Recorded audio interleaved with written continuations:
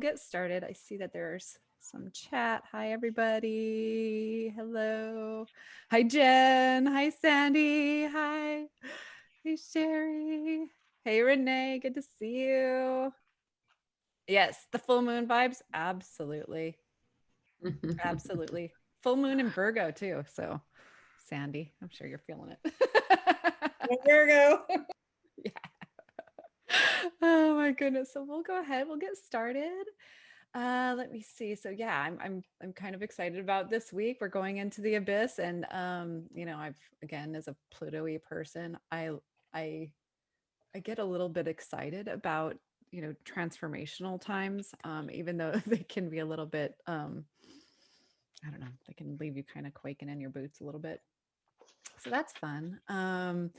We're also going to be talking about the sun in each house. So at the end of today, toward the end of our meeting time today, we're going to be looking at each of your charts. If you sent me your birth chart information, then we'll be looking at those, and we'll be talking about the houses and the signs that they're in and what you can expect. So I'm kind of excited about that. Last week we talked about the call to adventure. Um, I just wanted to check in to see how the movement practice went for everyone. Like if you were able to do it, awesome. If you weren't able to do it, that's okay. Of course, it's your life, it's your time. you know. Um, but yeah, See. I know that Gen G. I know you've done that before, which is awesome. It's a Nia practice, and so super helpful for whenever you need to make some decisions. It's very helpful during transformational times as well. So yeah, something that's kind of fun. You can always try it in bed. And then the creative practice, and it did right on. I know, Jen, I saw yours. I was like, wow. Wasn't that awesome? That was great. Very cool. Awesome. We are actually going to be adding on to that this week, but if you did something completely different, that is fine. That's totally fine. I'm not going to claim to be an artist. so but I do feel like the creative practice is really incredibly important. And so it's something that I know I'm starting I'm in a creativity program right now, so I'm making myself do it. It's not the easiest thing for me. It's true. It's the very first thing that's going to be falling off my plate when I have a full plate of things to do. So yeah, it's a matter of consciously choosing to do it. But it's tricky. It's tricky. Okay, so we did last week also we were in the earth cycle, and so this week we're moving into the water cycle. We talked about cardinal fixed immutable signs as well as all of the elements. So yeah, today as we move into the water cycle, the water cycle is associated with the second chakra. The earth cycle associated with the first one. The second chakra has a lot to do with emotions, handling emotions and that sort of thing. um the three water signs we have are Cancer, um which is, on an instinctual level what needs to happen. Scorpio, we have the innermost cave. I feel like Scorpio is the sign of this, of the abyss. It's fixed water. Um so yeah, it is the inmost cave. It's the deep exploration of your most shadowy bits. Wherever you have Scorpio, that's where you're going to be feeling that. And Pisces is our next one. Awesome, Jen. I did not do yours, but no problem. Yeah, no worries. Yeah, great. Okay, um, so yeah, Pisces, rising out of the deep, deep depths that. Oh yay, Diane is here. Okay, so it's with Pisces, you're rising out of the depths of that's of being in that Scorpio place, rising out and actually bringing your wisdom out and into the world. So water is moody. It penetrates. It wears away at the earth over time, and it's also associated with the moon and Neptune. it asks us to plunge into the depths of our human experience. It's interesting because Mars rules over Scorpio, so uh, it's a whole other quality of Mars. It's interesting because like the next course that I'm going to be teaching is going to be Aries. We're going to be focusing on Aries, but um, the Aries version of Mars, and then there's a whole other version of Mars that's Scorpio, and so it's a whole different quality. Very, very interesting. Um, but so Mars can also be associated with water. So it's an interesting sort of thing to think about. But yeah, it asks us to plunge into the depths of our human experience. And with Pluto, Pluto is another planet that can also it's the modern ruler of Scorpio, and it gifts us with trying experiences, which you know, if you're dealing with transformation, Pluto is the planet of transformation. um Pluto will ring you out. You know, when you I think that when you deal with your very first Pluto transit, it's like, you know, it's like you're being wrung out and just like pressed. And I even kind of like, I'm going to be going through a Pluto transit, and I kind of lost it a little bit last night and had to like contact some of my astrology friends and be like, I need help. So yeah, I mean, it can leave you a little bit nervous, but at the same time, if you know that it's coming, if you're aware that it's coming, then you can kind of plan for it, and reach out to your astrology friends and be like, help me, I'm scared, you know. So yeah, so yeah, it reminds us of the force of the water element. um, you know, it just makes me think of too, you know, I live in Okinawa, where the water is it's very tranquil. When I go to the beach, it's very, very tranquil. It's really, you know, it's kind of nice. I can take my paddle board out there into the ocean and just like paddle away, and it's so nice. You know, I can go snorkeling, see my fish around the coral reefs. But then we went to go visit Costa Rica a couple of years ago, and we went out to the beach. You know, I was thinking, oh, it's going to be so nice, you know, tranquil. And it was scary, you know. The just stepping out there, I had a hard time keeping my footing because the waves and the undertow, it was just so strong. And so that right there, I'm like, that strong force, there you go, that's that Mars sort of aspect to water. That's that Scorpio, like, you know, it's forceful, that there's transformation that can happen with that. So yeah, yeah, it was amazing. I'm paying attention to the chat today, you guys. So, okay, so yeah. So when you choose to answer the call to adventure, when you choose to answer the call to adventure, you may not know what you're signing up for yet, you know. Um, but when you don't choose to answer the call for adventure and it's kind of like thrust upon you, then you're going to be like, whoa, what is going on? Then, you know, life just kind of grabs hold of you and shakes you around, almost like those Costa Rican waves. You know, I was like, what is going on now? You'll be thrust into your innermost cave. I'd like to choose to be thrust into, not thrust, but like kind of just wander into my innermost cave. I don't want to be like just dropped in there. So the beach in Baja, I visit strong winds, scorpions, and other poisonous creatures. Yeah, yeah, crazy environments. It can be dangerous to see. It's very dangerous. Yeah. Well, you know, the Sonia, it sounds like you might like a nice smaller lake. Absolutely. I think she's trying to get me over to Portland or Oregon. So yes. I do like lakes. They're nice. Um, so yeah, that's where we're at. So we're going to be looking at charts again, house placements. We're going to have Q&A. Yeah, and I'll talk about the movement practice for this week and the creative practice as well. So yeah, I'm going to screen share my little presentation that I put together for you. Let me Okay, here we go.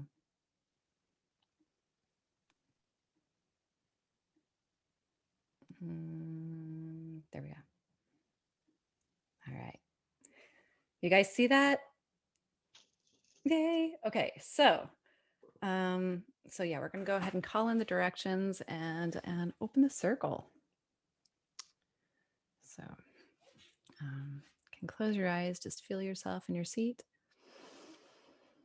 Take a deep breath in, allowing your breath to fill up your lungs. We give thanks to the power of the East, the power of initiation. We give thanks to the power of the South, the power of creation. We give thanks to the power of the West, the power of transformation. We give thanks to the power of the North, the power of purification and manifestation. We give thanks to Mother Earth, our foundation. We give thanks to Father Sky, our aspiration. I now ask and affirm that there be a cosmic circle opened around us for and only for the duration of this session, so that anything and everything that comes through will be only for the growth, betterment, fulfillment, and highest good of all concerned.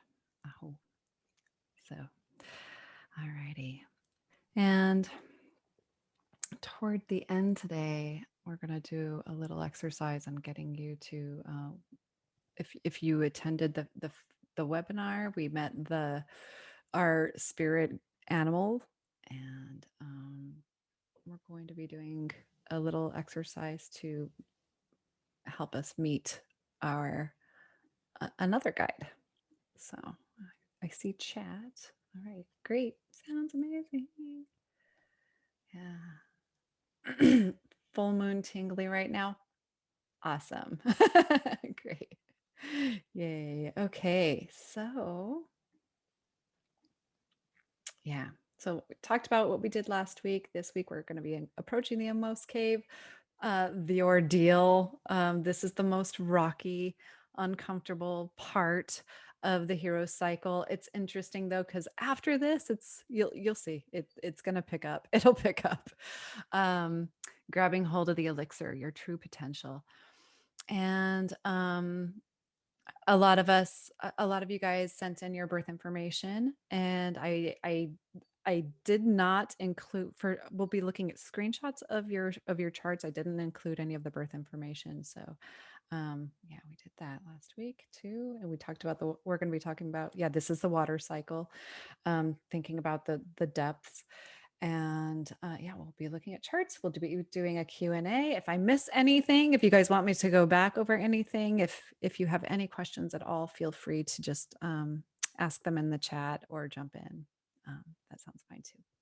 So last week we talked about the very first part of the hero's journey over here. Now we are crossing the threshold. Okay, crossing the threshold, approaching the Endmost Cave. And then there's lots of different things that can happen on your path as you pass that threshold and approach that Endmost Cave. And then towards the end, you grab hold of the elixir. It's the one thing that you believe is your goal, and it's going to fulfill you, right? And I talked about this also during our the play shop, rather. I call it the play shop.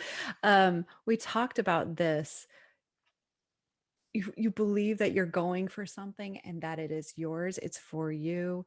But really, once you grab hold of it and you have it, it's like, okay, now I have it. And now what am I going to do with it? Am I going to just like put it on my mantle and just like stare at it? Or, now that I have this gift, what am I going to do with it? So that's the next time. That's what we'll be talking about for our third meeting. But in my coach training with Martha Beck, she goes over the change cycle and she focuses a lot on the change cycle. And you have 4 stages of the change cycle. The first stage is sort of a death and rebirth. It's almost like I talked about last week. There's you'll be knocked off your horse, kind of something will fall away and you know that it's time to do something else. And then in square two, you start to dream and consider what is it um, that I really want. That's when vision boarding and allowing your inner Jupiters to sort of like that Jupiter to that mind to kind of like go a little bit wild. Um, just kind of allowing yourself to be in that space without necessarily doing anything is really, really critically important. Um, in the butterfly life cycle, it's when at first you've got the little caterpillar and he's crawling along, and then all of a sudden it's like, all right, now it's time for me to change. It's just, this timing just happens, and it crawls into, the imago cells. The imago cells, it's a whole, I don't know, it's a whole thing. I don't know all of the science behind it, but the caterpillar will crawl up on a leaf, and then, of course, forms chrysalis around it, forms this thing, and then it just completely dissolves. And that is where that's what happens in square one. It's like, and then you become bug soup, basically. Uh, and then inside that chrysalis is a lot of just dreaming and scheming. And what is going to happen? What's going to happen when I bust out of this chrysalis? What am I going to look like? So that's where a lot of us are when we move into this descent. Square three would be the hero saga. So that's, I mean, of course, this whole thing is about the hero's journey, the hero's saga. But inside that chrysalis, you have that butterfly that's forming. And that solar journey, butterfly cells know what they're doing, but the butterfly consciously has no clue of what's happening. But it knows, something's coming out of it. I just don't know what. I don't know if I'm going to be a moth. What am I going to do? All right, so it's there. It's in the chrysalis. Finally, it busts out, and it has to bust out. It has to do it in its own way. There is a struggle, and this is where we're at. There's this struggle. It's got to bust out. If you try to help the butterfly out of its chrysalis, it will die. It needs that struggle. It needs to be able to push and kind of be uncomfortable and then eventually make itself out. And then square four is the promised land, which we'll talk about later. But yeah, so it's almost like the hero saga. It's another reflection of what's happening here, and that, after you've crossed that first threshold. So yeah, so moving on. Any questions? I hope that was clear. Yeah, okay, good. All right. So yeah, crossing the threshold, approaching the innermost cave. This is where something is awaiting you. You could be confronted with life conflict. You could be confronted with even your own limitations. The initial plan is to take on the central conflict. Let me see. I do see a chat. Ooh, I like the look of the cave. I know that cave is really cool, isn't it? I think it's in. I'll have to look and see where it's at again, but that is a really cool looking cave. But the central conflict begins. Setbacks occur because that cause the hero to try a new approach or adopt new ideas. So we've got different literary elements when it comes to the hero's journey as well. I know that there was another. Okay, I want to make sure I don't miss anything. That's a low claustrophobic cave. Yeah.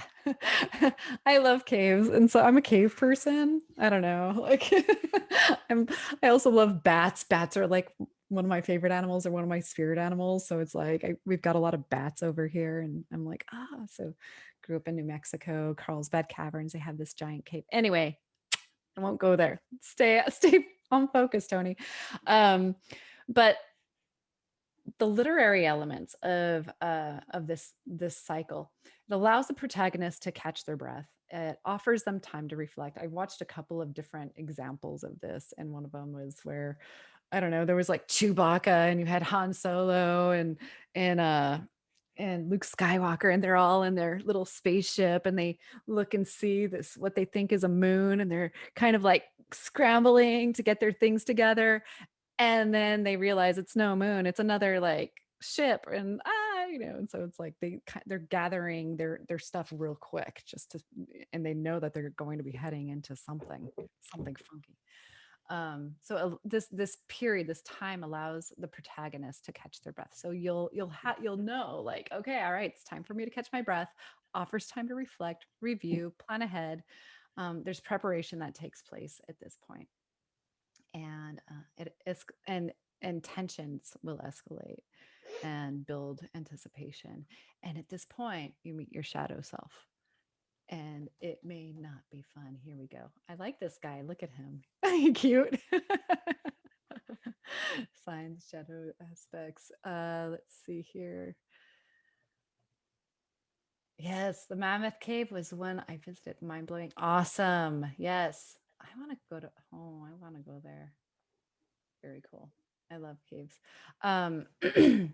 But yeah, so you're meeting your shadow self. The sun sign portrays an innate conflict, since there's always weaknesses and there's always strengths in every sign. So every shadow, every sign has a shadow side. So you might be on your path to fulfilling whatever it is that your sun sign is asking you to do, but there's also a shadowy side that will come up.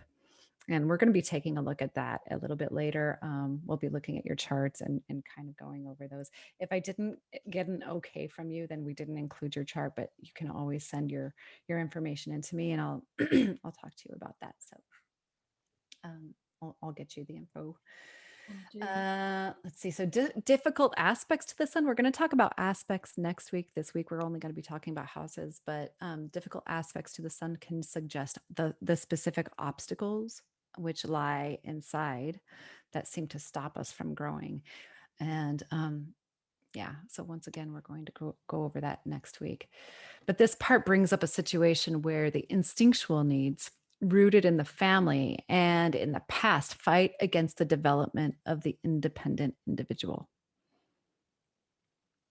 So what is like all of the conditioning that you've gone throughout your life is going to be impacting you right now. Whatever your sun's, your solar vision, your solar focus is going to, you'll be coming up against whatever sort of family, ancestral patterns there once were. Yes. Yeah. Okay. Cool. All right. So you might experience pushback from family and friends, but it's really, really important to recognize that our own inner instincts can bring up fear that will be pushed away, that will need to be pushed away or need to be dealt with in some way. In myths, the hero often will fight off a monster that embodies all of those qualities that we have, that's holding our hero back. And yeah, I think I've talked about this. I talked about this during the play shop as well. When we go to sleep and we dream and we have these dreams of these crazy monsters, or something that, some sort of bad dream, the representation of whatever is embodying that negative aspect, that it's something that you're fighting with. That's your sort of inner demon, those shadowy bits of yourself. That's what you're dealing with.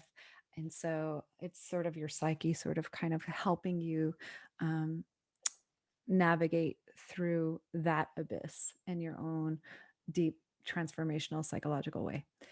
So yeah, so it's slaying the dragon. We slay our own dragons as well. So yeah, there we go. Let me see. Yeah. All right.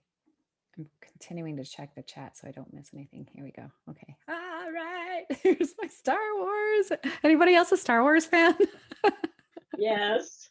Yes, I love it. Okay. So there's always a crisis during at this point. Mostly always is a crisis because that's how you know you're in the abyss, you're in your inmost cave. It's not comfortable. There's an urge to break away from the familiar. Um, the mother, your lunar needs are the outer planet transits, and I talked about this last week too. Your outer planet transits will rock your world. Okay. If something clicks into place, you can expect some transformation to happen. Pluto in particular, that's a deep one. That's a deep transformational one. Uranus is going to be shaking things up. Like, hey, guess what? Like we want for you to, Uranus really wants for you to explore freedom and to live life in a very authentic way. Um, if you're Aquarian, I'm sure you've kind of felt that and you're feeling it, particularly right now under, the transits that are happening right now.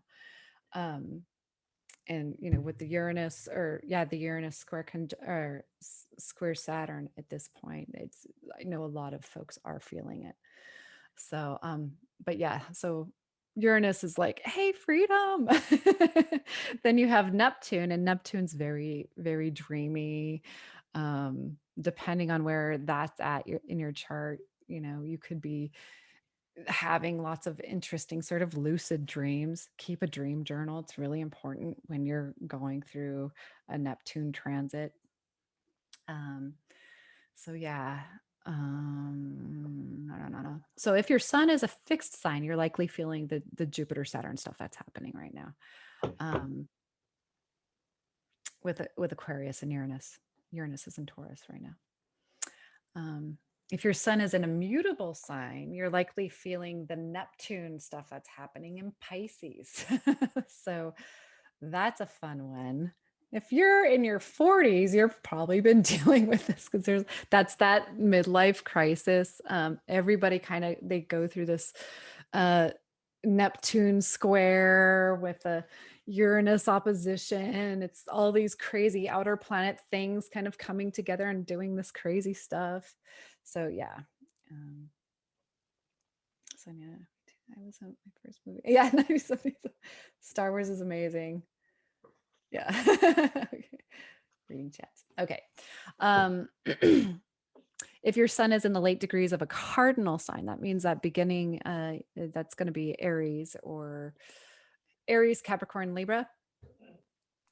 If it's in the late degrees, you'll see numbers when you look up your chart, and I'm going to walk you guys through looking up your chart a little bit later. But if it's in the late degrees of a cardinal sign, then you're going to be feeling the effects of Pluto and Capricorn. So that's going to be interesting. There are various outer planet transits that can really pack a punch. Like I just said, Pluto is fun. But yeah, if you're conscious of the patterns, if you're conscious that they're coming, then you can brace yourself. You'll want to notice when your your moon tendencies tend to take over.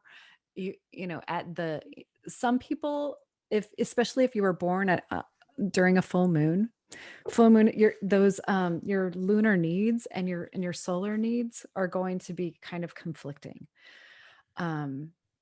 I feel like that's one of the reasons why you really feel full moons, is because those are energies they're opposing energies. And so, yeah, so if you were born during a new moon, it's kind of nice because then it's like, okay, then your lunar needs and your solar needs are kind of, they're working together. So yeah. Work with your Saturn and your Jupiter to move forward with your solar goals. Always. It's very important. Sonia and I just did a thing yesterday. So that was fun. Sometimes the best way to move forward is to keep your head down and to not really pay attention to to anything that's really happening with others. I know that I'm involved in a number of different groups, but the only thing that's really been helping me move forward in my life right at this point is just keeping my head down. And so, yeah, examine. And some people need to have, um, you know, big groups and things to kind of bounce things off of. And we're going to talk about that a little bit later as we go through charts. But monsters can appear in various forms. They can be like say if you have a sun in Gemini, then one of the shadowy parts of Gemini is to have scattered interests. Or if your sun is in Aries, then there's a possibility that you jump into things before you've thought them out. Or if it's in Taurus, then there might be a tendency to get a little bit lazy and not really want to do anything. If it's in Pisces, then there could be a possibility that you want to numb out. You don't really want to deal with things. And with I know with Libra, one of the shadowy bits is wanting to maintain balance, even if it means that you have to be the bad guy. So that's fun. Um, yeah, so let me look at here. I'm going to change my slide. All right. Oh, yeah. I was going to show you guys polarities. Oh, here we go. Polarities. Oh, yeah. We talked about the poster deal. So, yeah. Moving on to polarities. I really wanted to do this. So, all right. I feel old and privileged. I feel old and privileged too. I feel like it's a really good time like studying astrology at this point in life is really good. Just I think after having lived a little bit, and you know what you can brace yourself for. It's really nice. Um, I don't want to go over polarities right now. I don't want to talk about that right at this moment. But I do want to talk about the ordeal. Okay. The descent into the abyss, the struggle, the ordeal, things go wrong. Um, Conflict is introduced at this point. Um, the hero experiences more difficult hurdles, obstacles, um, things that can lead to a life crisis of some sort. There's a dismemberment at this point. That could be like a ritual sort of dismemberment, sort of like the story of Jesus. And there could be a wondering, like a deep wondering, like a deep wondering if there's a deeper meaning to the fight that you're doing. Am I just here to struggle? What's the deal? Like, what's the end point going to be? But that will always be revealed later on. And there's an inner alchemy that happens at this stage. And yeah, I was going to talk a little bit about the 8th and the 10th houses, but yeah, there's this inner alchemy that happens at this stage that's related to the 8th and the 10th houses. And I'll talk about that in a minute. But a part of us has to die in order for true transformation to take place. And at times, what comes after this is a harrowing of the soul. The big struggle will seem like it's over, yet there's a sense of melancholy, suffering, loneliness, isolation, realizing, oh wait, I thought that I was just like everybody else, and now there's something that really is kind of different about me. And how am I going to reveal this to my parents? Oh my gosh. That was like my coming out stories are always fun. So but yeah, there could be a guilt of being outcast by others. So this process of suffering is important. If we don't allow it to play out, we're going to find some sort of dragon inside of us that's going to project our pain. Sensing aloneness. It's going to bring up anxieties about loss and separation, and we'll take on the burden of like separate self. So the hero is then equipped at this point to pursue the real object of his quest, because they've proven that they can stand alone. So, you fight the dragon. It's like, all right, I did it. And then, you proceed on to grab the elixir. And after surviving the ordeal, here we go. I wanted to pull up Arya because I love her. Anybody watch this? I love it. But yeah, yeah. Love her. But after surviving the ordeal, the hero seizes the sword or grabs the elixir or does whatever. Um, it's something that they've earned that allows them to take on the biggest conflict. And this could be a physical item or a piece of knowledge or wisdom that will help them persevere. This is the goal of the whole ordeal. Um, Here we go. We see it in all of its glory, being guarded by the dragon. And at some point, we come face to face with that full potential. We open up the chest and we're like, "Oh la la! Look at that! That is amazing!" Uh, and then you realize, like, "Oh, that's kind of scary." That's a whole lot of it's a whole lot of potential. Those are a whole lot of gifts. I don't know really what I want to do with that. Some of us may experience even guilt, like, okay, now I'm here, now it's time for me to turn around, and I'd much rather just leave this alone. I'm going to walk away now. Driving up to Disneyland and getting out of not getting out of the car. um in legends and myths, it usually sits at the foot of a monster. The hero might get caught. The dragon opens up its eyeball, so that's always fun. But the elixir is always healing. Whatever's inside the chest is something that's healing. It may even save a kingdom of some sort. The elixir is solar gold. It's human potential. If it remains in the unconscious, it's going to stay buried forever, and you're going to continue going back and doing all of these crazy, life adventures, attempting to get back to that place. So it's like, once you have it, once you see what it is that your solar self is pointing to, then it's like, it may be intimidating, but it's like, okay, I'm going to choose to grab this elixir. I'm going to choose to grab these gifts, and I'm going to choose to do something with them, which can be terrifying, you know. Even though you want to put it on a mantle and just stare at it. It's like, okay, now that I've got this, um, what am I going to do with it? So, um, yeah. And I think we come face to face with this really for the first time in our 30s, that first Saturn return.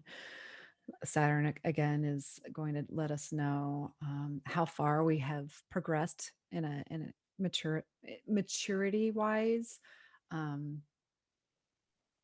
yeah, we go through a second one in our 60s, so it's kind of like a checking point, a check-in point.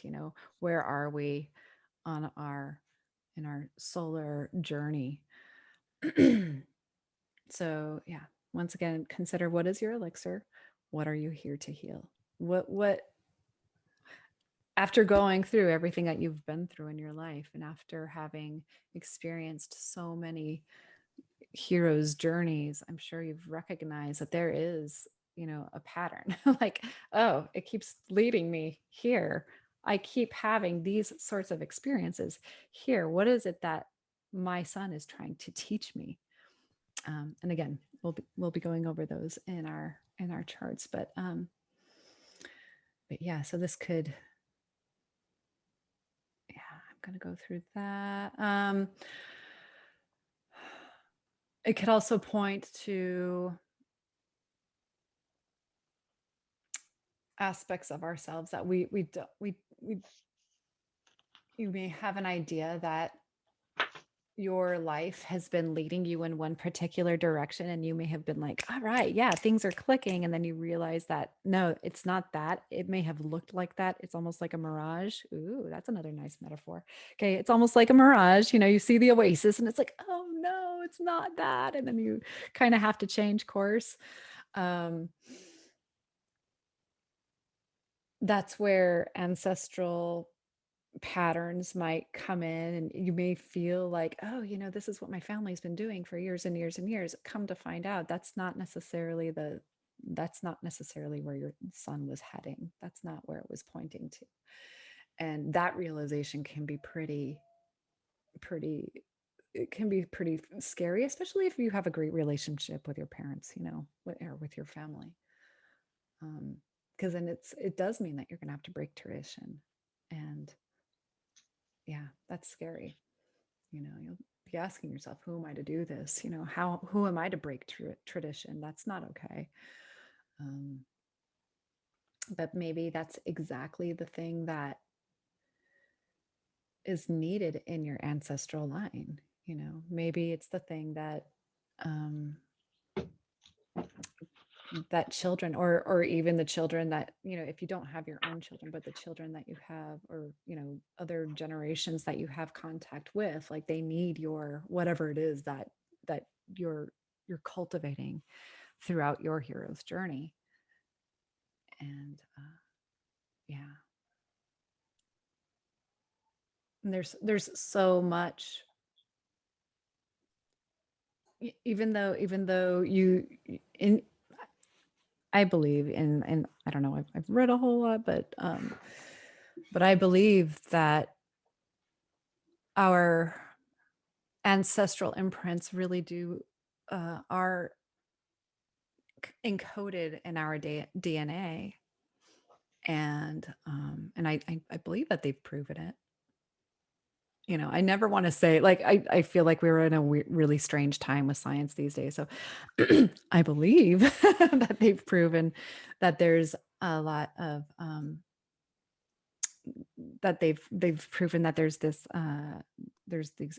imprint in our DNA of previous generations, memories and such.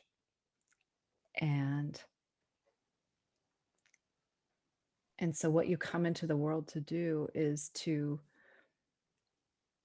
take whatever it is that's encoded in that, and then through your hero's journey, you're going to be transforming it and shape shifting it into something completely different. I hope that makes sense.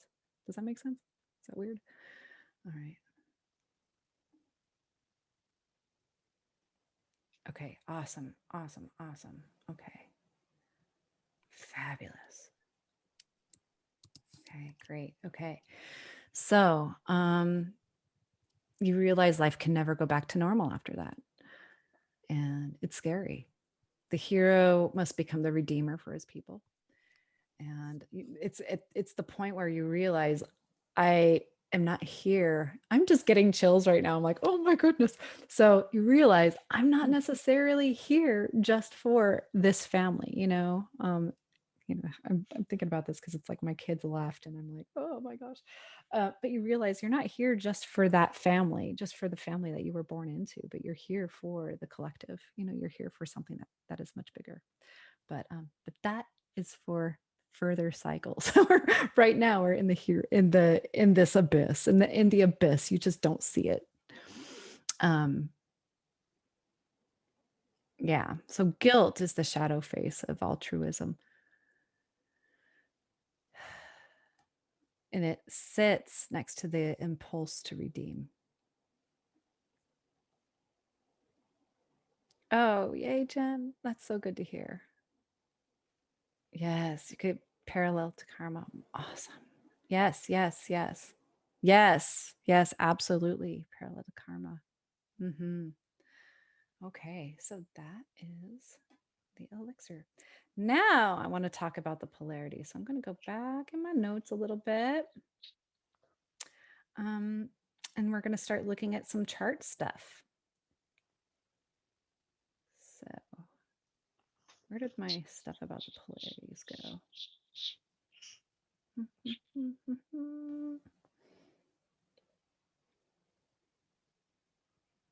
Okay. All right. Well, what I wanted to say was, okay, so the polarities, these are super cool.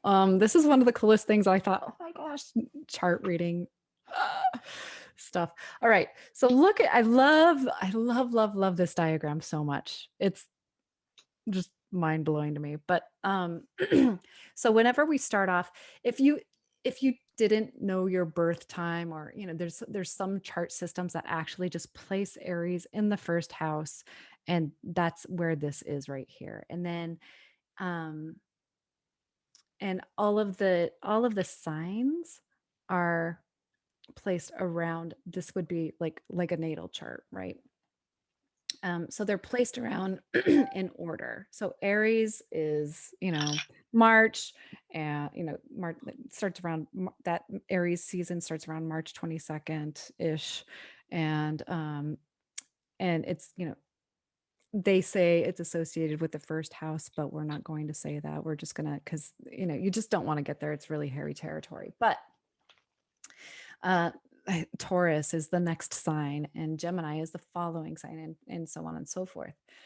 Um, but there's a whole order to this. And I'm like, oh, once you get the order, and I don't know, my left brain really, really loves this. I'm like, there is order to this. I love this. So you have Aries, Taurus, Gemini. Aries is a fire sign, and it's cardinal. That means it's the beginning of the season, right? Okay. So Aries, fire, intuitive, optimistic. Cardinal is like, let's do this. And so you may know Aries people that are like, all right, let's do this. I'm so excited. Like, and there is a little element of like, just, I don't know, self-excitement, I guess. I don't know. Fire signs are positive. So you have the positive sign here. Taurus is an earth sign. It is fixed. Fixed is in the middle of the season. And we talked a little bit about this last time as well.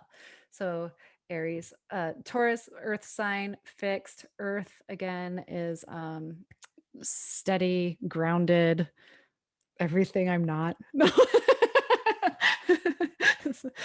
Sonia and Jen know what I'm talking about. But yeah, so earth fixed, it's a negative polarity because earth is negative. Gemini is air sign.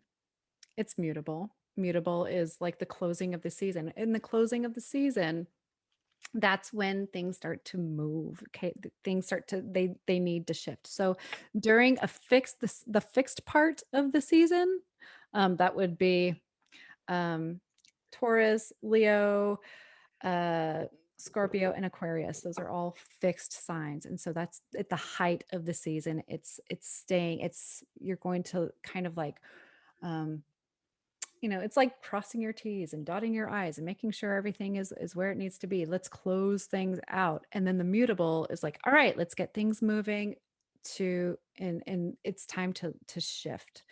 And so in Gemini, mutable, if you know mutable people, or if you're born if your birth sign is or if your sun sign is a mutable sign, or even if your moon sign is a mutable sign, then you sense this sort of like agitation, like you just can't stay, you may move a lot, like you just can't stay still.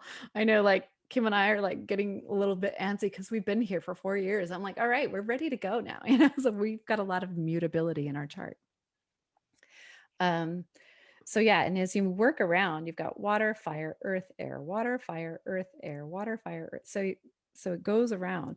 Then you've got Cancer, cardinal, Leo fixed, Virgo mutable, Libra cardinal, Scorpio fixed, Sagittarius mutable. So you see how it kind of it's isn't that nice how organized it is?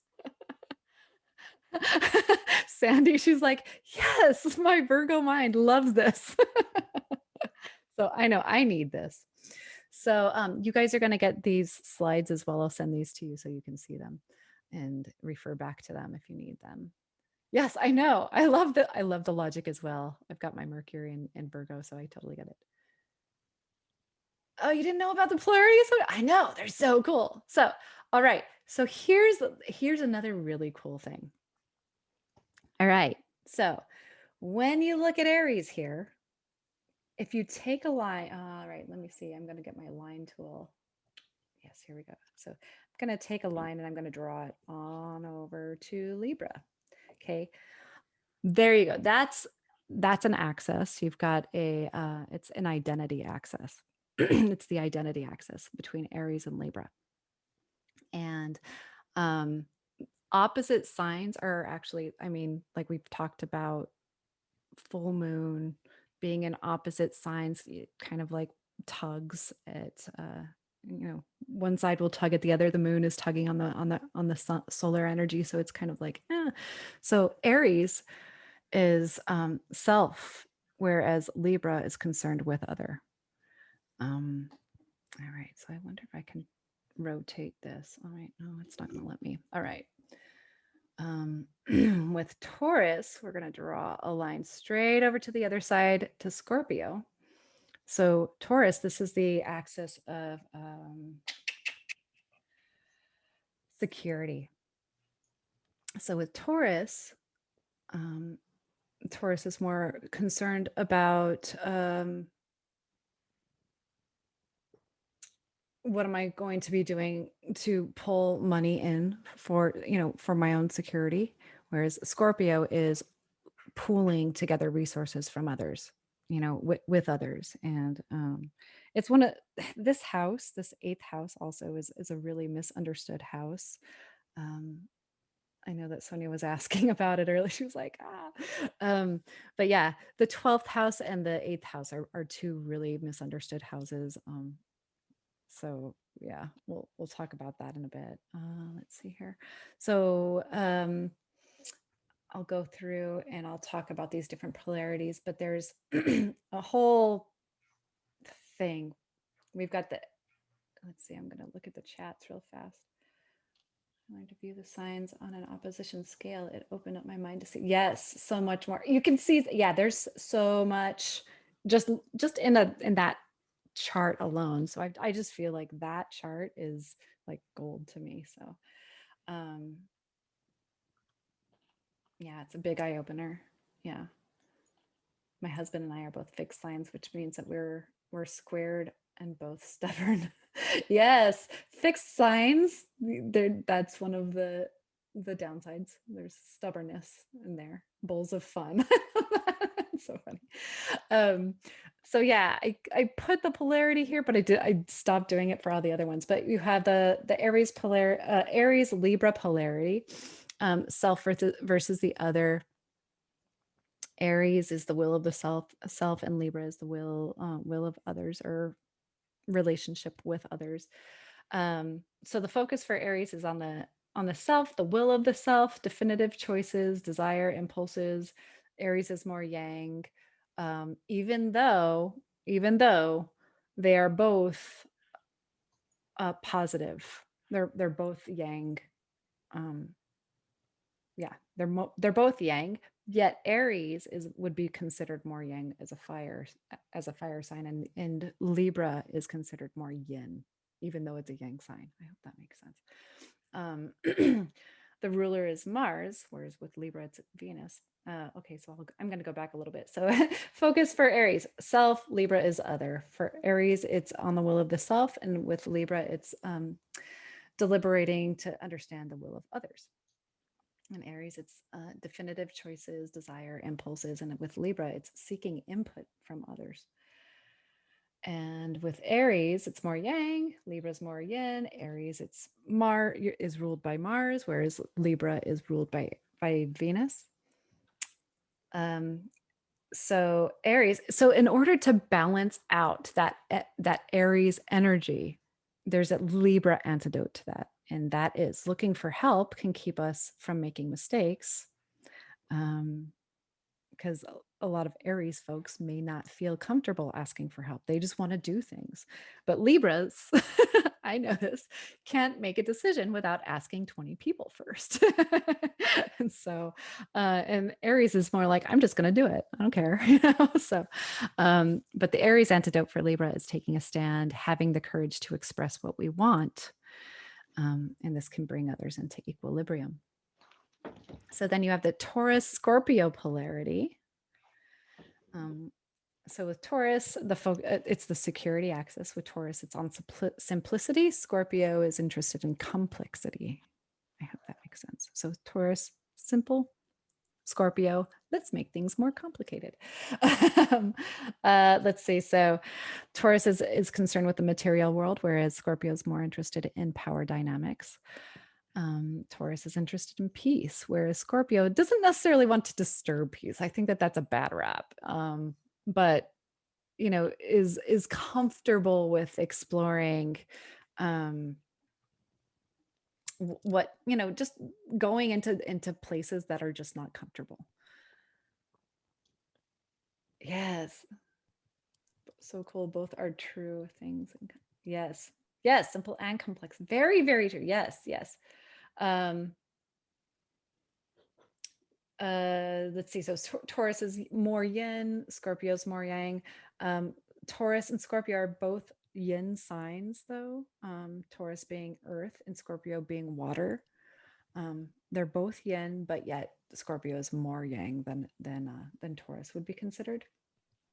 Scorpio antidote for Taurus is acknowledge the psychological dimensions of life and truth, stepping in our power for immobility, sticking your head in the sand for immobility or sticking your head. So yeah, we don't want to stick the head in the sand.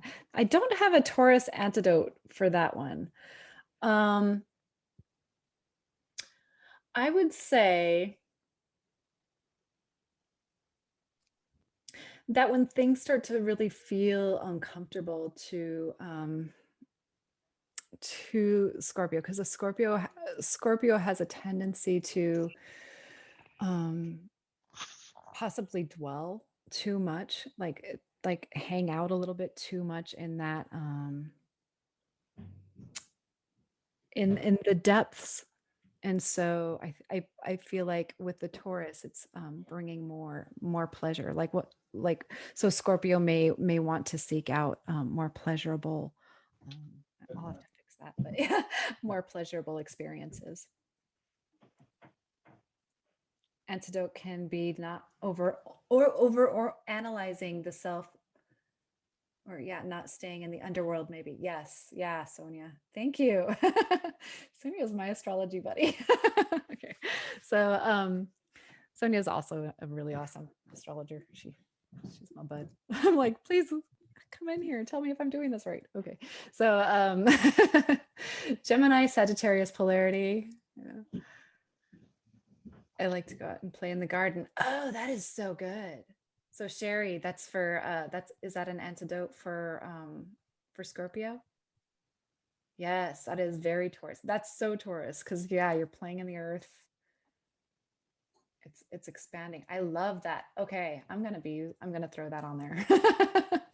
So the Gemini Sagittarius polarity is the idea axis, and it's so interesting because we have a lot of the same signs represented in this group, so it's really cool. But Gemini is interested with dissemination of information, whereas Sagittarius is interested in a search for meaning. Gemini is just like, let's get it out there, and Sagittarius is like, okay, cool, but what are we going to do with it? And so Gemini is interested in questioning, whereas Sagittarius is interested in answering. Gemini is open-ended, whereas Sagittarius is making connections that create a big picture view. And the antidote for Sagittarius is challenging hierarchical belief systems. Because Sagittarius has a tendency to fixate a little, or just to be like, all right, I already know, I know this answer. And it's like, yeah, to get them to change their mind, it's a little bit tricky. Questioning ideas heals fundamentalism and attachment to ideology. Whereas the antidote for Gemini would be faith, meaning, inspiration can heal existential angst, worry, and scattered thinking. With the Cancer Capricorn polarity. So you're saying that you need the other sign. You need to understand that opposite sign in order to kind of like heal whatever needs to happen. So is the nurturing self-sufficiency polarity. Cancer is interested in emotional. I don't want to say interested, but is concerned with emotionality, whereas Capricorn is concerned with responsibility. Cancer's mother, Capricorn's father. When you look at, and Cancer also rules over the 4th house, Capricorn rules over the 10th house. And when you look in those places, there's, you can, it's also tied with father and mother. Um, whoever, whichever parent was the one that kind of went out and did things, you might see that in the 10th house, whereas the one who kind of held down the fort would be in the 4th house. But there's all sorts of different influences. So Cancer is nurturing, care, protection, emotional needs, whereas Capricorn is emotional responsibility and material security. The antidote for Capricorn is nurturing, care, and emotional availability, cures over reliance, taking on too much responsibility, overwork, harsh judgment, and of self and others. That might be a thing that Capricorns find themselves, kind of being a little bit too critical. But yeah, so kind of like wandering over into like nurturing territory is a good thing. But for Capricorn, the antidote would be for Cancer would be a personal responsibility, balanced accountability, boundary setting. Very important for my Cancer friends. They can heal feelings of helplessness, emotional overwhelm, or complexity in the string of too much caretaking. So next, Leo Aquarius polarity. The axis of personality and Sonia, my buddy. So, Sonia, you can always like chime in here, but self versus society. So with Leo, the focus is on celebrating of the self, but yet with Aquarius, it's elevating society. Leo is focused on the individual, whereas in Aquarius, it's focused on the collective. Leo is applause for self, whereas Aquarius would be applause for everyone. And the antidote for Aquarius would be looking over it on the Leo side would be celebration of your own creative expression and generous encouragement, healing aloofness and unwillingness to take the stage, and cold detachment or alienation. And the antidote for Leo would be looking over on the other side toward Aquarius, seeing the self in context of society, thinking about what we can do to contribute to society. Oh my goodness. I'm just thinking of some conversations that I've had recently. At 4 or 5 when my mom told me that my birthday was not an international holiday. That's so funny. Okay. My birthday is not an international holiday? What? Seeing self in the context of society, thinking about what we can do to contribute to society, and cool-headed, detached observation can heal one-sided egoism, self-centeredness, and myopic aversion, and personal dramas. So but yeah, see, and I do want to point out too that that no sign is necessarily better than the other. You're born into this world, um and and like say I was born in Aries and I don't really identify as Aries, and it's like, oh, but I don't want to be like focused on myself. That sounds so selfish. But what if your purpose here on this planet is to grow into yourself and experience what it's like just to focus on yourself for this lifetime, so that maybe next lifetime, if you believe in that sort of thing, but maybe so that like later on, or maybe you're supposed to focus on yourself so that you can express so much more of yourself and bring it out into the world and make a bigger impact because through focusing on yourself. So it's so yeah, one is not necessarily better than the other. I feel like that's important to point out. Yes. Okay. So here we go. Virgo Pisces polarity. So Virgo, the focus is on personal, and Pisces is the collective. Virgo is on corrective for Virgos, Virgo friends, needing to, like very practical. Pisces is on allowing and accepting. Virgo is practical, and Pisces is more imaginative. You may see a Virgo and a Pisces in a room, and the Virgo might be like, "Oh, I don't know about that," and the Pisces is like, "Let's just dream." So, but what's lineal? I think that's supposed to say lineal, not lineal. I don't know, Sandy, is that a word? Lineal? I think you mean linear, yeah. And I'm like, that's linear, linear. I don't know. We'll just keep that the way it is. So linear. Linear, right? Is that linear? Better, right? I just made a Virgo really happy to stay.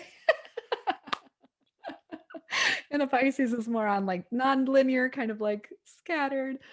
Pisces is mutable as well. So is Virgo. So kind of like that unsettled energy. And the antidote for Pisces is focus on the tangible, which may be a hard thing to do for Pisces, but focusing on the tangible, taking the next step for cleaning up the mess can heal feelings of confusion, loss of self, and disillusion. Whereas for Pisces, the antidote for Virgo is on softening, allowing, opening up to imagination. And this can help to relieve stress and analytical thinking, go ahead and go do some art stuff, lack of acceptance or criticism and of self and others. Checking the chat. Okay. What about inventor types? Yes. Arian is Arian is inventor. I would say Aquarius is very inventor as well. Inventor type. I don't know. I'm always thinking about the connections of all of the different signs. What? I heard someone say something. Just like you need to be an individual. Yes. If you're going to invent something, you don't need anyone else. You're not thinking, you've forgotten other individuals, but you're doing it for everyone. You're not doing it just for you. Right. It's going to go out and it's going to, that's me thinking about the inventor, Right. But yes, I agree with you though. Uranus is kind of seen as symbolic of invention. It is. Well, and another thing that makes me think about that is just going back here to the Aries Libra polarity as well, where the Aries will be focusing on, might focus on doing things for self, but then realize that it at some point, in traveling along that polarity line, I really, I wonder sometimes if that's part of the journey of the Aries, is to explore that Libra polarity and to recognize, I am doing this not just for myself. I am doing this for other as well. Does that make sense? Yeah. Probably. Yeah. And I wonder if it's always been that way, or if like over time this is something that's unfolded for you, like, oh, I realize I'm doing this for others. Does that make sense? Well, we're all at different levels. Yes. There's beginners and there's people in the middle and there's people who are much more mature and seasoned. There's all different levels. Right. Yes, absolutely. So there's many different versions of each sign. Yeah. Even and they're all mixed up as well, because there's all the different combinations for each horoscope. So it's really complex. Yeah, can we go back to the Virgo and Pisces for a minute? Yes. Here we go. Yes. Yeah, one of my best friends for many years is a Pisces, and looking at these, it's more like I'm the Pisces and she's the Virgo. But because she's, I don't know, it's some of these I kind of wonder. Well, and then also it's important to remember that our solar journey is to actually embody more of the, so you would be working on embodying more of the Virgo. I am the Virgo. She's Yeah, the Pisces. but you're working on embodying it throughout life. Yeah. Whereas, and you may identify more with the Pisces already, and she may identify more with Virgo and see herself in you a lot. But yet she's working on becoming more Pisces. Does that make sense? Yeah. Where do the rising signs come into all this? Okay, so the rising signs, I love this analogy. Rising signs is a lot like, it's like the drawbridge. When you meet somebody, when you go out to a party, that's what people meet. That's how you come across to others. It's what they see at first. Yeah. But yeah, I can say that, as a Libra, and again, I don't want to ever say, like, I catch myself saying a Libra, and I'm like, oh, I'm Libra Ing. I'm Libra Ing during this lifetime. There we go, the Aries Libra polarity. And so I find myself kind of like, I identify a lot with my Aries, especially because I've got moon there. I identify a lot with it. But a lot of the challenges that I have that have been kind of like thrown at me throughout life, I guess not thrown, I don't know if that's the right word, but a lot of the challenges that I've experienced throughout my life have been Libra flavored, focused on others. It's kind of like, all right, we're not going to necessarily focus on this. Instead, we're going to focus on others, here. So it's like, I do identify a whole lot more with Aries, but I recognize that I am Libra Ing. And so that's my journey is to really kind of like explore what my Libra is, what that's all about during my life. Does that make sense? Yeah. Yeah. Yeah. So any other questions? Yes. Yes. Could we go to the Aquarius Leo Yes. polarity? And with the Aquarius elevating society for the collective whole, applause for everyone. But I have found that what hit me is that I have felt that I have been a chameleon in my life. It wasn't, and I'm just kind of evolving maybe, and we talk about the journey, is that I'm really coming back to self, because any situation, kind of even any person, I became a chameleon. That makes sense? When you say that, I remember I just looked at your chart and you've got your moon in Pisces. So that makes a lot of sense. Oh, I thought my moon was, what does it say that the time I was born? Let's see here. I just looked at my birth certificate today and I put in my time of birth. It said I had an Aries moon. Oh. I'm weird. Pisces. It's at 29 degrees. What was your birth time? Aquarius. Oh, but what was your birth time? Oh, time. Yeah. 8:30. 8:30, because I've got it for 8:30 a.m. and it's at 29 degrees. That's right there. I think it's 12 p.m. though. It's I'm getting I've had these two dates in my head on my Yeah. birth, and I went to my birth certificate today, and I think it said 12 p.m. All instead of right. 8:30. 12 p.m. I'm going to see if that makes any difference. It will make a bit of a difference. Oh, maybe only 4 hours. It does definitely, I mean, it changes the houses. And then, yeah, it does make a difference. It does put your moon in Aries. Yeah, that's, oh, I gave you the wrong time. I don't know what this thing in my head is about 8:30 and 12:12, Right, right, right.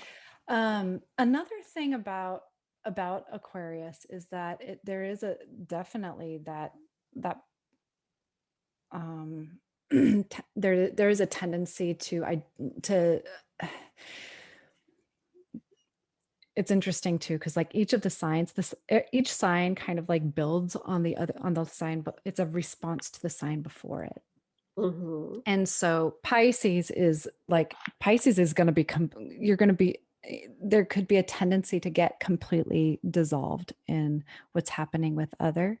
Whereas Aquarius, there is an identification like, oh, this is me, and this is society. And there's also, I believe, a lot of empathy Mhm.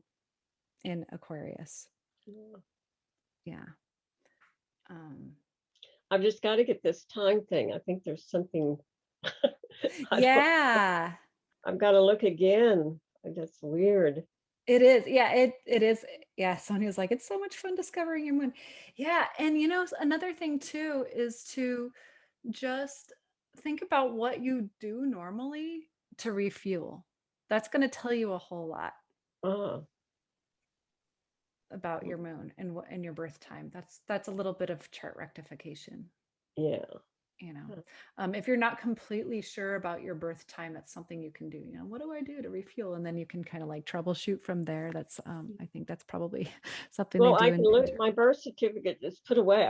I have access to it, the original one, which is pretty yeah. old.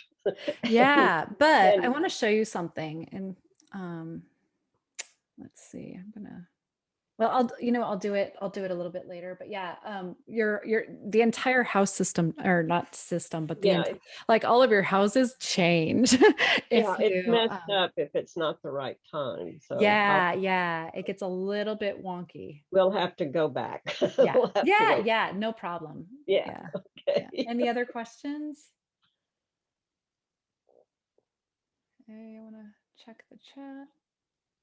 That's fun that Aquarius and Leo are opposites, both invent to share with the community humanity. And I know that Sonia, Sonia's been focusing. Sonia was born Leo, but yet she says she feels a lot more comfortable in her skin when she is serving others.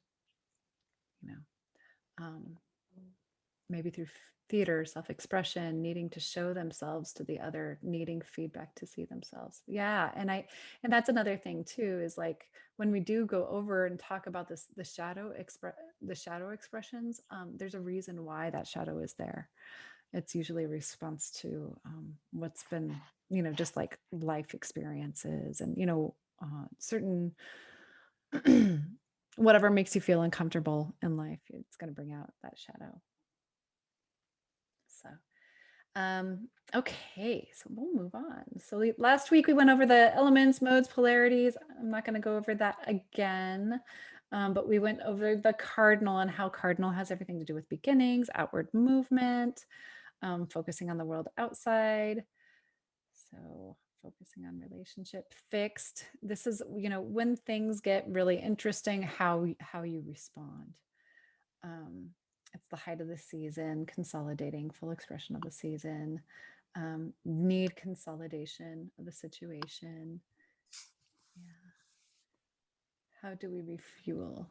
I refuel with solid. Yeah. Wow. Yeah. Yeah. And so Sonia, you said you refuel with solitude. I'm gonna have to look. Where's your moon again? Got to tell me again. Super cool. Capricorn moon. That's right. Okay. with solitude. Awesome. Very cool. So anyway, so fixed, consolidating, full expression of the season. That's the middle of the season. Needs to consolidate the situation, needs to focus on the inner world and can't move easily if there's problems. So yeah, they may feel backed into a corner at times. And also, that's another thing, with fixed signs is there could be that tendency to need to just go inward and develop and allow things to kind of be for a while. Need to psychologically close the blinds, and disturbing them means that they are going to take longer. Focus on the self. Mutable, and we went over these last week, so I'm not spending too much time on them, but mutable signs: Gemini, Virgo, Sagittarius, Pisces. Do you want me to go over the cardinal ones? I kind of blew through those. Okay, good. All right. So with the mutable signs, it's the transition to the following season, moving in a new direction. They need restlessness and mobility when there are problems or stressful situations. So there might be that tendency to want to, get out there and go do something. Constant movement, literal, like there could be like literal moving, kind of like rearranging things, doing stuff like that.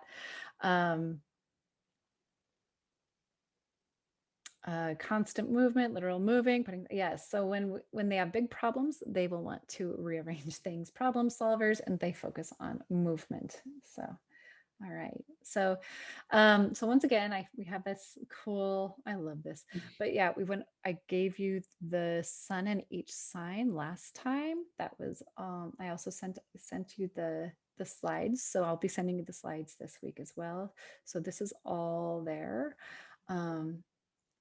Has what it's like in each sign. But now we're going to move on to houses. So and also this is if you have any insight on any of these houses, I believe that whenever as somebody who's living your solar life, you may have more perspective. You may have more you're becoming like a PhD in that house, and you're earning your PhD in that house, you're earning your PhD in that sign. So I really do believe that anything that anything that you have to say, like please share if there's any insight that you can provide for any of this stuff. So yeah, I heard somebody. No. Okay. So first house focuses is on the self, what we wear, what we look like, your appearance, your beingness. And the second house is on values, personal, money, possessions. And I do understand if some of you need to hop off, again, this is going a little bit late, but yeah, feel free to hop off. But values, personal, money, possessions, immediate surroundings, resources, cash flow, earning power. Sorry, Jen. Jen's like, I'm so tired. No. So sorry. I know, Jane. It's the middle of the night over there. Oh my gosh. 2:30. You're amazing, Jane. You're hanging in there. But I mean, I'm a fellow astrologer though, so yes. Oh, go ahead. You got me. I'm listening, because I understand it really, or it's interesting. Okay, awesome. So yeah, if there's any insight that you'd love to share, go ahead. Also to see where you're going with it, that it's a great context that you've put it into. I've seen myself. I have looked at Joseph Campbell a little bit. I think it's fabulous, really.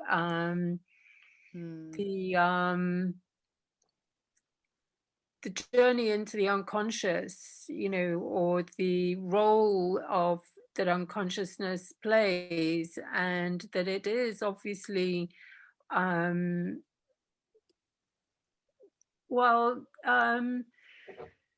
creative people that is part of their life and their process. It's a process, isn't it? It's part of the process. Yes. And he really clarified it. He's kind of by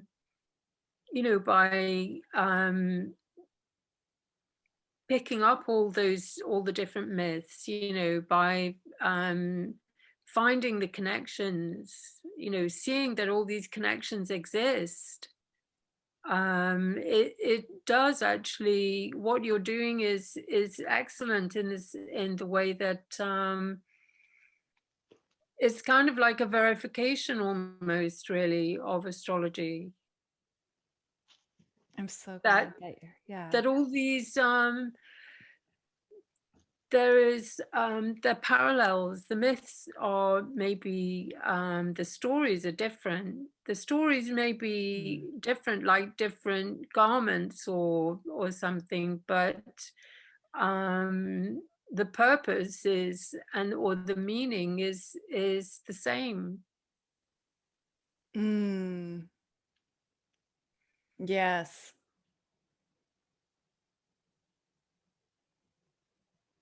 Yeah, we're all on our own unique journey for sure. Yes.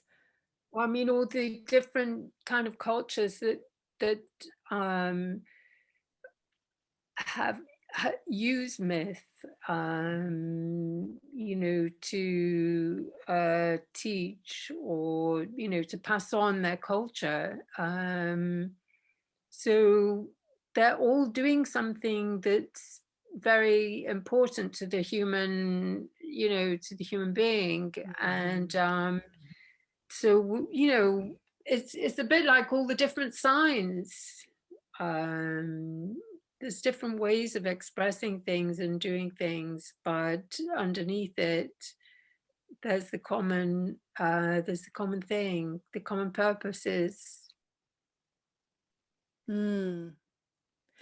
I love what you said there, because it's one thing that's really interesting to me is just looking at the different different cultures and those different myths, and they do have, like, I've noticed that there are the Vedic myth, there's the Vedic myth, Vedic astrology, which also kind of like falls in line with a lot of the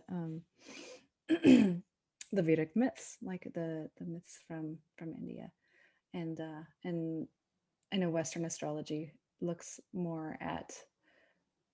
focuses more on sort of those Greco-Roman myths, that Greco-Roman mythology. And you're right, it does speak to just our humanness.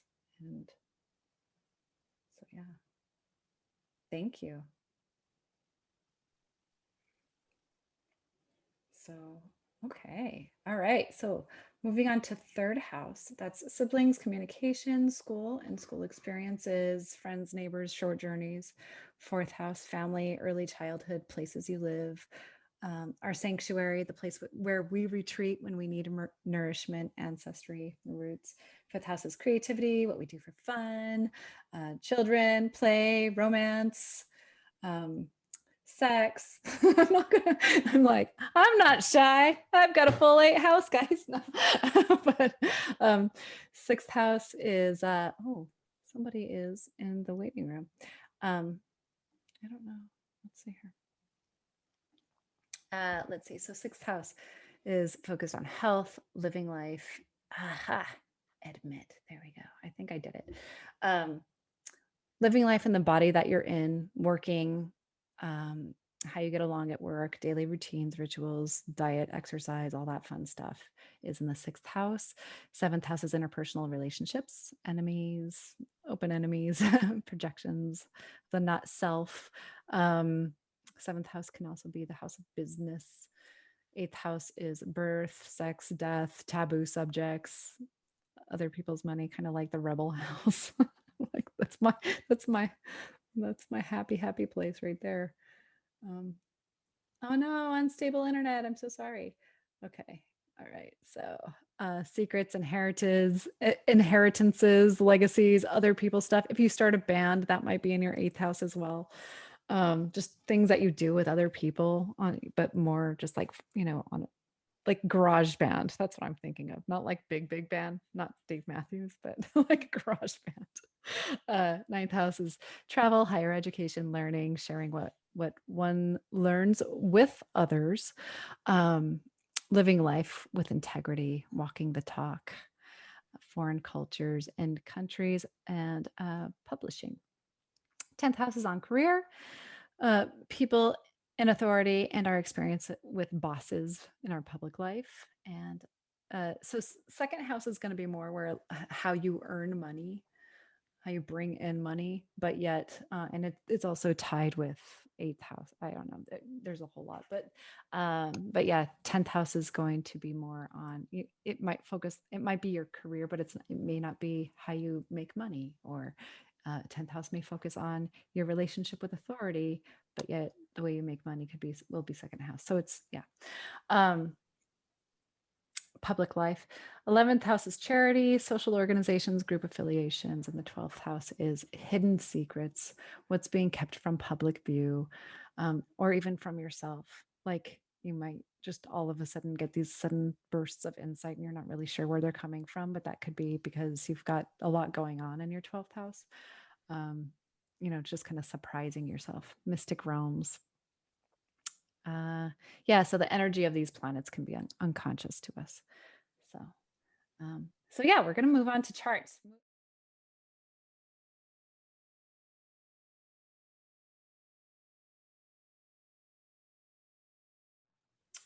Really quickly, I'm on astro.com, and I just wanted to show you guys, if in case you haven't done this before, you can go on there. You can pull up your chart by going to free horoscopes, and you go here to natal chart. I have my my information all in here, but you're gonna have to sign up for an account, and you can put lots of information in here. It'll store it. It's great. Go to natal chart ascendant. That's what I do. And then you can add a new person. So when you add a new person, you're going to put in information here. And then, so Kathy, is it okay if I look at your information again?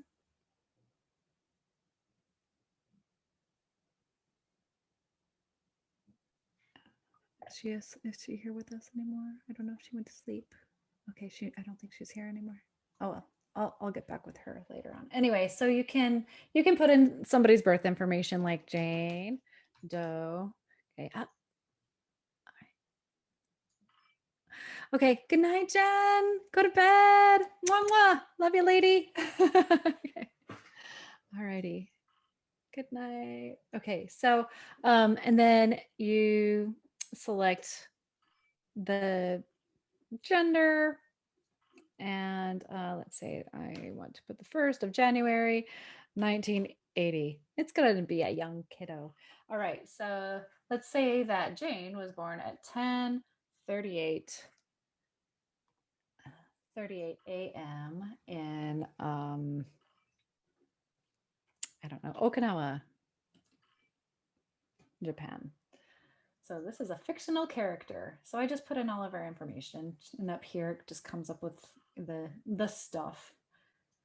And there we go. We've just cast a cart for Jane. So here's Jane right here. And so if you haven't done that before, that's how you do it. There's lots and lots and lots of stuff in a chart. I know you guys are seeing that now. It's sometimes I get requests like, can you look at my chart and tell me what you see? And it's like, okay, well, there's a whole lot there. And so like today we are just focusing on the sun, just focusing on, I pulled in a little bit of the moon, and that's all we're doing. There are aspects and there's other stuff going on as well. There's other planets, but right now today it's just sun. And so that's just where we're headed. Where we've been focused. So yeah. I'm gonna go ahead. We'll start to close things down here, but for this week, your practice is going to be a yin practice. We've been talking about shadowy bits, and so and the yin practice is going to be yin practice for me has always brought up lots of really interesting things. You know, I'll find that that however your moon is or whatever like so whatever your shadowy bits might be, they could come up as you're practicing yin, as you're doing a yin practice, as you're getting into your hips. That's your hips hold a lot of emotional energy, and so there's a lot of focus on hips, and so me with my moon in Aries, I might just cuss, you know, because that's it's like, yeah, this is stupid, I don't want to do it anymore. So so that's the movement practice. It's a yin practice. It's about an hour. And the creative practice, we're going to be focusing on the roots as we dive into the abyss. And so yeah. So and then the homework is to go into the group and post your work as well as your takeaways that you received from the movement practice, just like last week. So yeah, so there's that. All right. Any questions, comments, anything?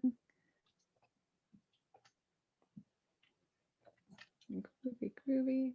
Okay, so we'll go ahead and we'll close the circle. And also, I'm going to include, we've run pretty long today, so we're not going to do it right now, but I'm going to go ahead and include the meditation to find a guide for this week as well.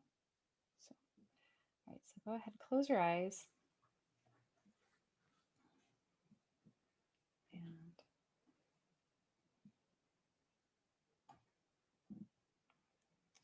Closing the circle, we're going to thank the higher powers and let there be peace to the east, let there be peace to the south, let there be peace to the west, let there be peace to the north, let there be peace in the lowest, let there be peace to the highest, let there be peace all around and peace within. We now ask and affirm that this cosmic circle be dissolved, that all energies be returned to their rightful owners so that we are free to go on our way unencumbered by the energy or karma of any person, spirit, entity, or thing. So be it, so it is, Aho. So thank you guys. Thank you so much. Yeah, if you have any questions, any comments, anything, feel free to reach out, and I'll stop share here. Let me know if you have anything, need anything. All right. Okay. Thank you.